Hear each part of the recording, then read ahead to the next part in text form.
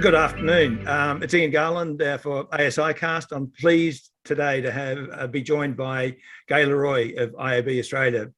Thanks, Gai. For the audience, particularly those in Europe and international, can you introduce yourself and explain a little about the role of the IAB in Australia? Yeah, of course, Ian. As Ian said, my name is Gai Le Roy and I'm the CEO of the IAB in Australia. So probably most of the audience have hopefully heard of the IAB. So it's the Interactive Advertising Bureau. The Australian chapter, the way I look at it, we sort of have four big buckets of our role in the market. So the first one is sort of around standards and governance. Second one around education. Third around all the fun stuff, advocacy, promotion, highlighting innovation, etc. And then the last one, which we've been missing a little bit this year or the last couple of years, is around community. So we try and sort of service quite a lot of areas. We have a broad member base from publishers to technology companies to agencies and a few advertisers as well. So lots of people to try and keep happy. All right. Well, the big news last week was that you appointed Ipsos as the preferred audience measurement supplier for planning, buying and reporting of digital measurement, digital audiences in Australia. Does that mean that your services will operate like a traditional JIC, where you own the service and market the data, or is it going to be more like the UK, where Ipsos will act effectively to retail the data to any interested parties? Yeah, it's pretty similar to the UK model. So we basically give a stamp of approval for Ipsos, in this case, to be the preferred supplier in the market. A little bit different in terms of the UK. We don't have a separate body like UCOM as a governance body. So it sits within the IAB, but we collaborate very strongly with our agency and advertiser friends. All right, great.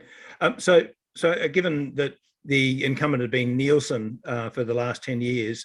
Does that mean that, because they have been largely, as I understand, running a free market operation as well, what do you think Nielsen will be doing given the change of endorsement?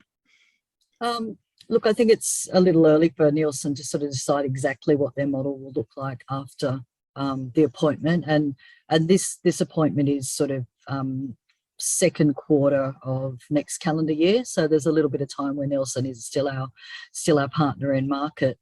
I'd imagine they'll change their service a little bit to look at the gaps in the market, but from an IAB and an industry point of view, the reason that we play a governance role is not just to, I guess, be nasty to other vendors, but it's particularly for agencies and advertisers to sort of give them one source of truth, and for us to have a pretty heavy role in making sure that the data's up to scratch from an industry point of view.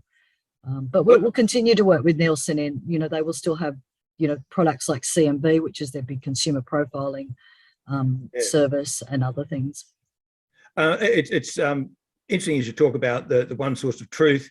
The one thing which I think was great about this tender process was that there's a fairly well publicised industry review of requirements. Beforehand, you commissioned independent party to seek input from a wide range of players and characters in the market. What was the outcomes of that review, and why did your stakeholders decide that Ipsos was the best to fulfil them? Yeah, it was an interesting exercise. Everyone has an opinion on measurement, as you well know, and what should be in the mix or not. So it's really important for us to step back and go, do we need currency? Because, with digital data, everyone's, there's a whole lot of first party data, a lot of changes going on with signals, etc. So we really did want to sort of keep ourselves honest and outsource some of that to consultants to get the truth, things that they might not say to our face. And I think it was a mix. And again, I'll sort of put into sort of three different buckets in terms of what we got back from that exercise.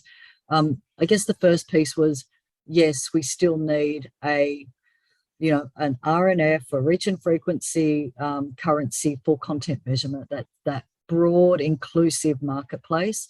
And I guess this is where digital is a little different than some of the other channels. It is looking at all sites, apps, whether they take part or not, so we can give agencies an understanding of what's going on in the complete digital audience market. So there was a role to keep that, make sure those sort of really base metrics were still in place.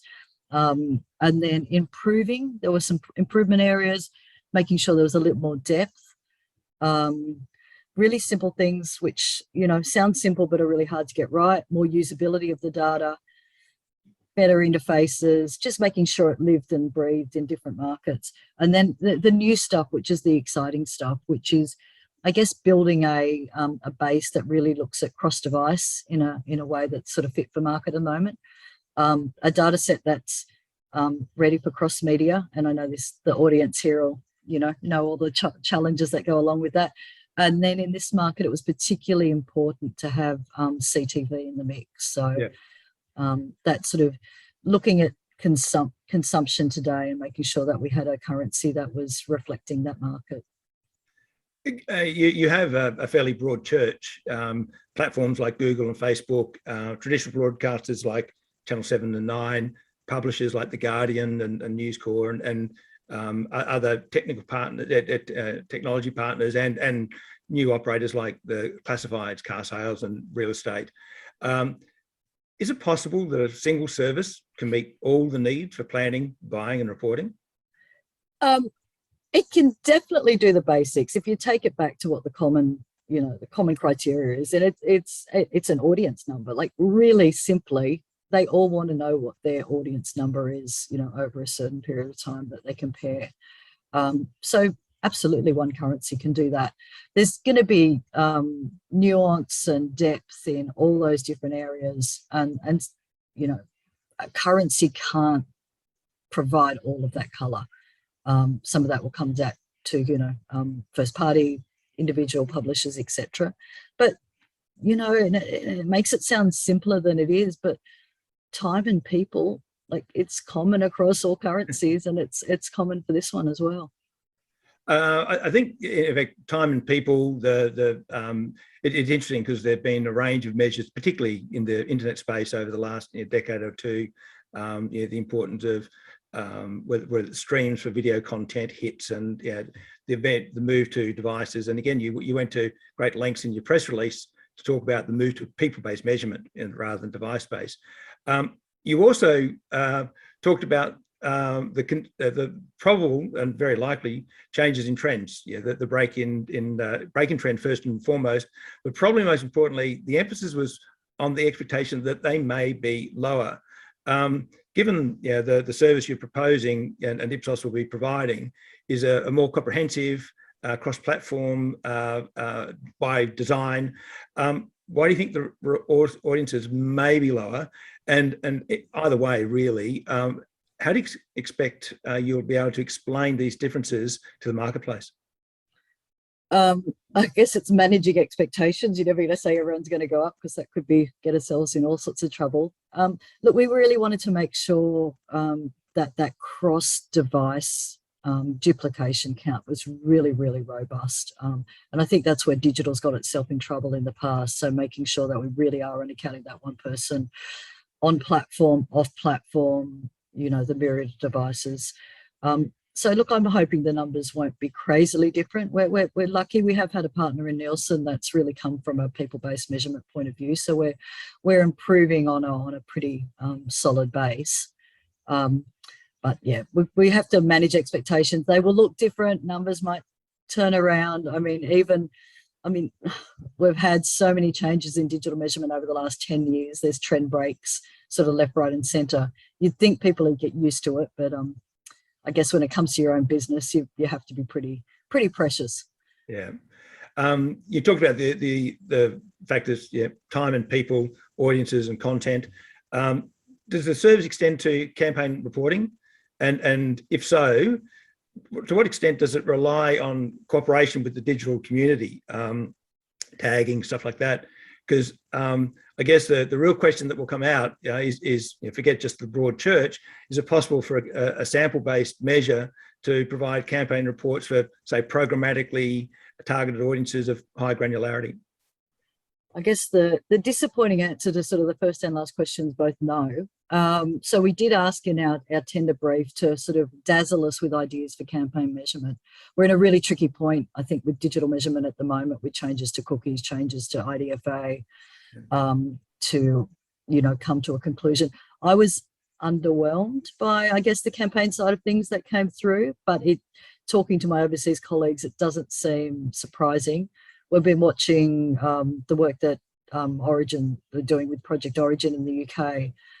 So our hope and our dream is that we build a really solid input from a content measurement point of view that can work together with, a campaign solution in the future, whether that's on a similar type of sample-based, but more likely that it will be pulling data from a whole lot of different reporting interfaces.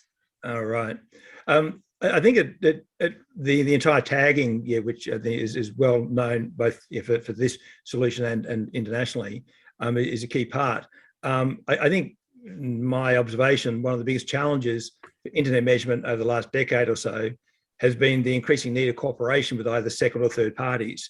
The tagging by the publishers themselves, previously access to profiles from social media by some of the solutions that have been offered in the past. To what extent does the Ipsos solution get around those sort of problems? And if they don't, to what extent is the solution still at risk that if one or more of the parties refuse to cooperate, either on the publisher side or on the third party side?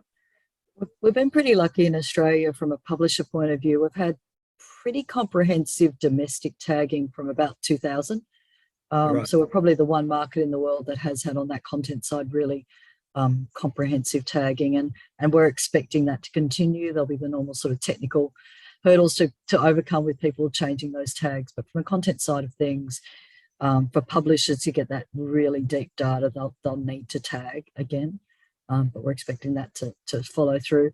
There's definitely less, I guess, risk in this solution than there have been the work that sort of Nielsen did previously in the partnership with Facebook, which gave, really great timely data. But as you said, there was a risk factor of having one partner. So I guess as people tag or untag, there'll be different levels of data, but having that broad panel that's been built for today's sort of world will make sure there's at least some data point there for the buy side to reference. I think, again, looking to the future, one of the things that you talked about was some of the extended metrics that are available in IRIS, which is the UK equivalent, what Ipsos will develop here for the Australian market. I guess it's probably fair to say that over the last 50 years or more, most of the media operators, let's ignore for the time being things like the technology platforms and the like, but really have sold advertising up to the point of the exposure level. That's been most of what they've been doing. You're clearly anticipating that the fact that you might have some very contemporary concepts at the moment, like engagement and attention, coming through as these extended metrics. To what extent do you think that might create a Tower of Babel? We have a very objective measure like exposure, and then a really highly interpretive set of objective measures which aren't so objective, like attention and engagement. Do you see a risk of these ancillary metrics creating confusion with the IAB currently? Possibly. I think we're going to have to do a very good job defining what those metrics are, making sure there's some common criteria. But I think there needs to be room for governance over colour. That's sort of as the way I see it. So attention is absolutely, the latest flavour, and we're seeing interesting metrics come through from a whole lot of different providers. I think having, I guess, something a little bit more common in that will be useful in market to have some comparison points. So I guess lifting that hygiene level to a certain extent, but I think the need for trade research and bespoke research will always continue from a publisher point of view. Yeah, I think it's probably fair to say, again, as someone who's been in this space now for a long time, that one of the things that I would have observed from international conferences and just work generally is that the international companies like Nielsen, the previous supplier here, Comscore, the previous supplier in the UK, both of whom are large international organisations, have really been, and certainly I've seen it in conferences, known to present their audience measurement services as suited to multinational advertisers because of their implementation being, at least at the basis, uniform across different countries. The sort of bespoke solution that you have proposed here for Australia while similar, it sounds like there are elements which are common, but elements which are different to the UK. These look like solutions which are tailored to specific country requirements, a strong domestic publication platform and the like.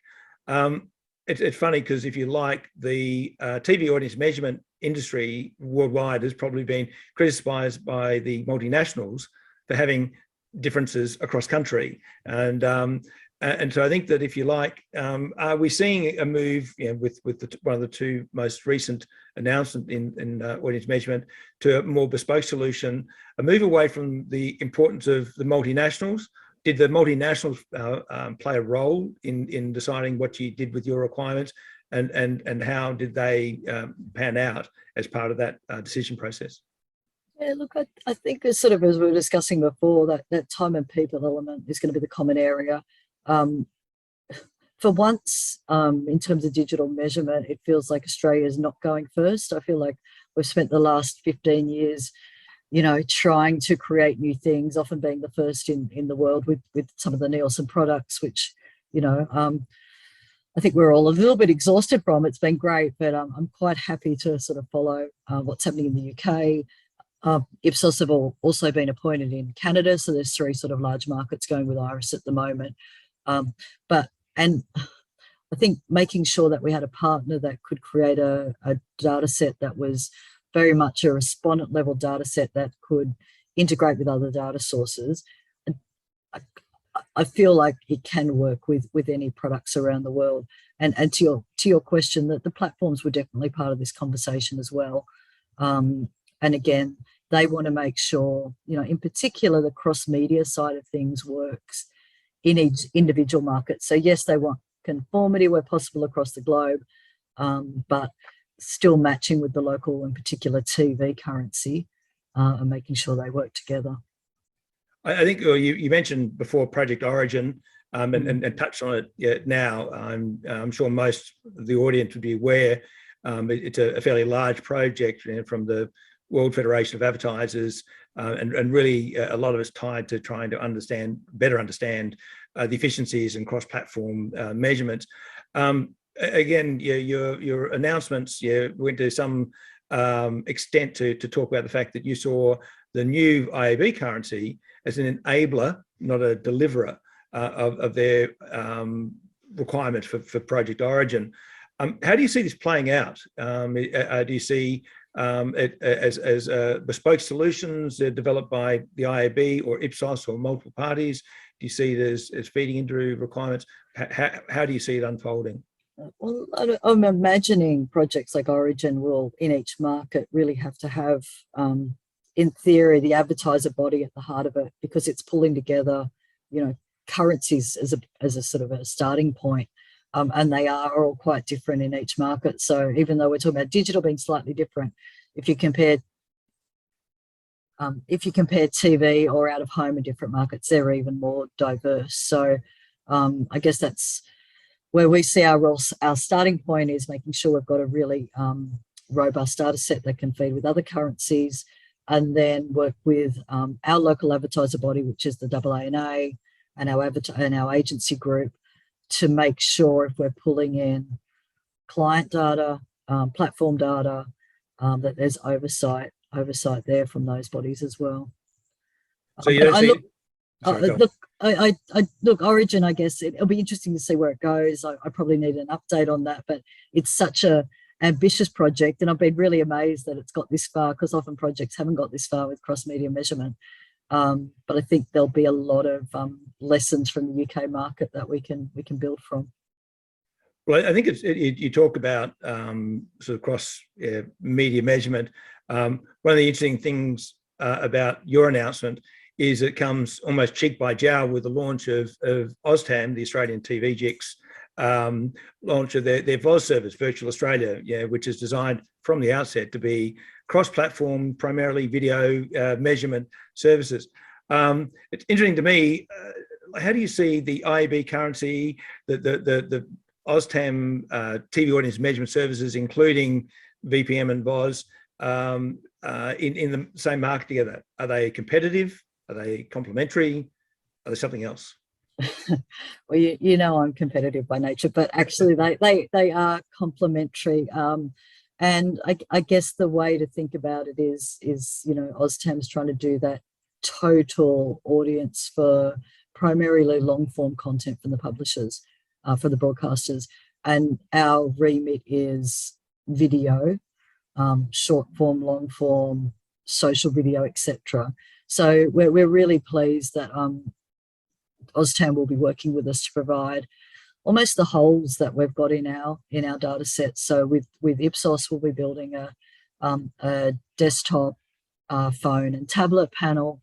We're working with some of the big platforms to get their CTV data, and working with OzTAM to use the broadcaster data from a CTV point of view.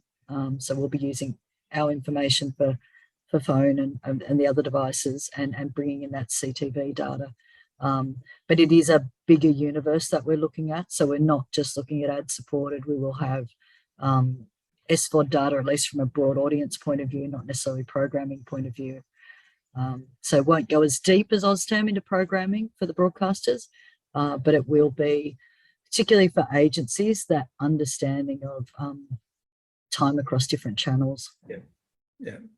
I think that it's really quite exciting time. I think that I'm pleased. I'm sure that Ipsos and the IAB got a lot of work between now and Q2 next year. So thank you again for your time, and see you soon.